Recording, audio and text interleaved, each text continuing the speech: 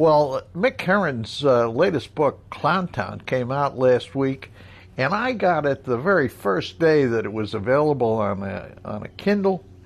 And I'll tell you what, I think it was 2 days later I had finished this thing. It is really, really, I thought, really good. Now, what's the story about? And I'm not going to give away any spoilers here. I wouldn't do that to ruin it for any of the Slough House fans. But there are two things going on. One is David Cartwright, River Cartwright's grandfather, who's died, left all of his papers, his library, and all that kind of stuff to Oxford University. There's a kind of a spooks college there. And when they got somebody to assemble all this stuff and look at it, they determined that there's one volume that's missing. Now, River Cartwright, who's not really working, he's convalescing, takes it upon himself to try to find out what this book was. Now, that's one storyline.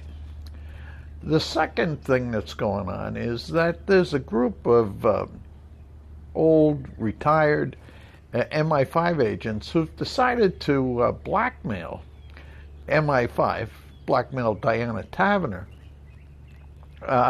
with the threat of revealing an old operation, a really reprehensible MI5 operation.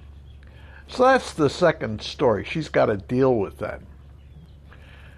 Now, the characters that are involved in this, on the bad guy side, of course you've got Diana Taverner.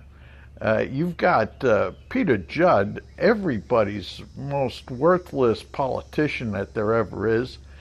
And you've got a terrorist involved. I'm not going to describe what that terrorist did, but he's involved. On the good guy side, you've got, all the misfits in Slough House, the slow horses. And I think the standouts in this book are, of course, Roddy Ho, after Jackson Lamb, my number one favorite. Catherine Standish, who performs a kind of a standout role, and of course Jackson Lamb.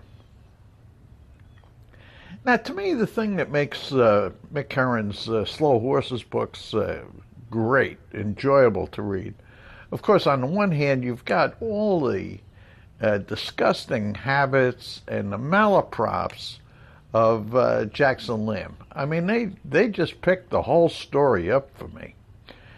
You've got some really clever plots, and they're kind of, I'd say, layered. I think there's something else, that makes these books a little bit more than just funny, offbeat spy stories. And that is a kind of a cynicism, skepticism about politics, about bureaucracies, and things like that.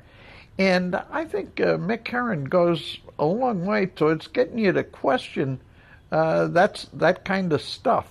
He doesn't beat you over the head with it, but I think it's there, and I think it really elevates these books into something, like I say, more than spy stories.